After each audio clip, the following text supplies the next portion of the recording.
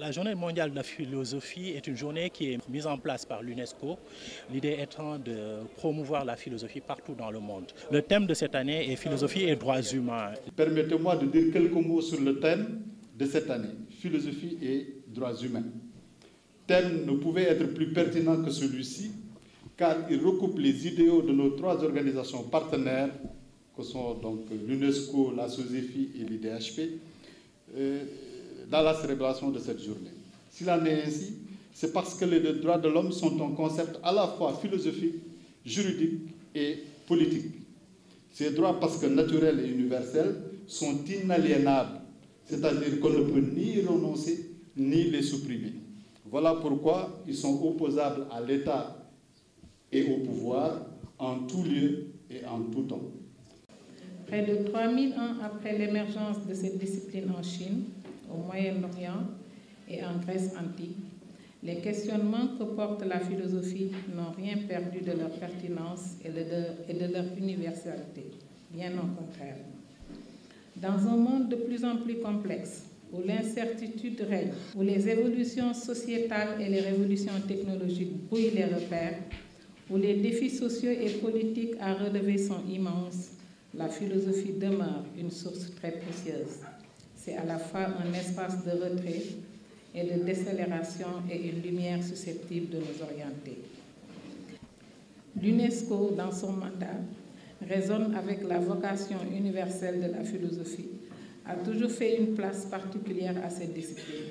C'est pourquoi l'UNESCO est heureuse de célébrer cette année encore à Paris, au siège, du 15 au 16 novembre, la Journée mondiale de la philosophie.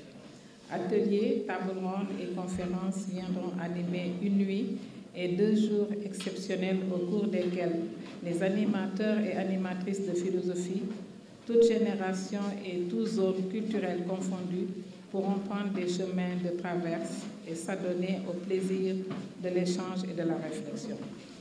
En cette journée mondiale de la philosophie, que le mot célèbre de Socrate, je cite, « Tout ce que je sais, c'est que je ne sais rien », soit une incitation à progresser ensemble de quelque part dans l'immensité vertigineuse du savoir.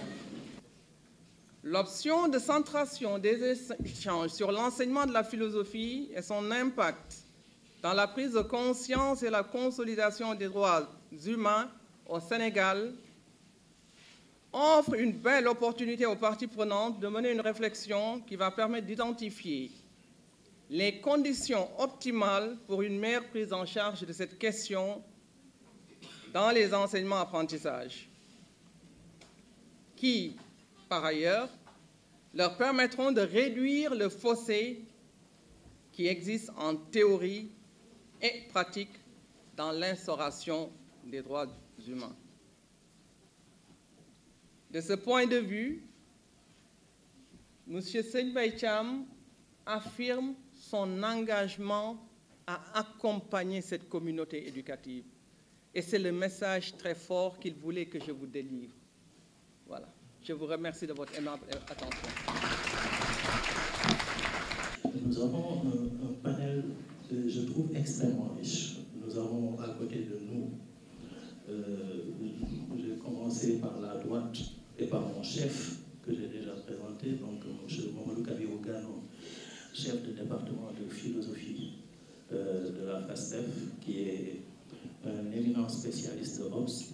Donc, il va nous parler de droits humains. Je ne suis même pas sûr, je ne sais pas s'il va en parler sous l'angle africaniste ou sous l'angle classiquement philosophique.